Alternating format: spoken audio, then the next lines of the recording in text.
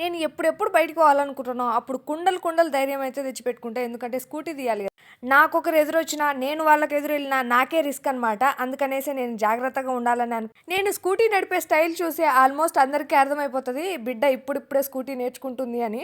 నేను చేసిన ఒక తప్పు వల్ల మా ఆయన చేత నాకు చిట్లు, తివాట్లు అన్నీ పడేవి. కాకపోతే బతికిపోయినా. అదెందుకంటే స్కూటీ తీయమని లేదా తీయకపోయినా స్టార్ట్ చేయమని చిలక్కు చెప్పినట్టు చెప్పినాడు. అంత మంచిగా చెప్తే ఇనే రకమా అస్సలు కాదు కదా! నేనైతే స్కూటీని అస్సలు స్టార్ట్ చేయకుండా వదిలేసినాను. ఇక్కడ ఉండే చలికి ఇంక అది దెబ్బకు బోరుకొచ్చేసింది. అస్సలు స్టార్టే అవ్వలేదు. లైటింగ్ అనేది అస్సలు ఇవ్వలేదు. చేసేదేమీ లేక గూగుల్ తల్లిని కూడా ఆశ్రయించిన. ఆ తల్లి నాకు 2, 3 టిప్స్ అయితే ఇచ్చింది. అవి కూడా ట్రై చేసిన. కాకపోతే వర్కౌట్ అస్సలు అవ్వలేదు. ఇంకా మా ఫ్రెండ్ ఉంది కదా! వాళ్ళకు ఫోన్ చేసి ప్రాబ్లమ్ ఇది అని చెప్తే ఇక ఆ అన్న వచ్చి స్కూటీని వాళ్ళ ఇంటి దగ్గరికి తీసుకెళ్ళి అదేదో బ్యాటరీ వైర్ ఉంటది కదా! అది తీసేసి వాళ్ళ బైక్ స్టార్ట్ చేసేసి దానికి కరెంట్ షాక్ ఇచ్చినాడనమాట. ఆ షాక్ ఇచ్చే ప్రాసెస్ అంతా నిపుణుల పర్యవేక్షణలోనే ఇయ్యాలన్నమాట. మీరు లేనిపోని ఉత్సాహాన్ని తీసుకొచ్చుకొని ఎప్పుడన్నా బండి స్టార్ట్ అవ్వలేదని బిందెకి చెప్పిందని అస్సలు ప్రయత్నించకండి సరేనా?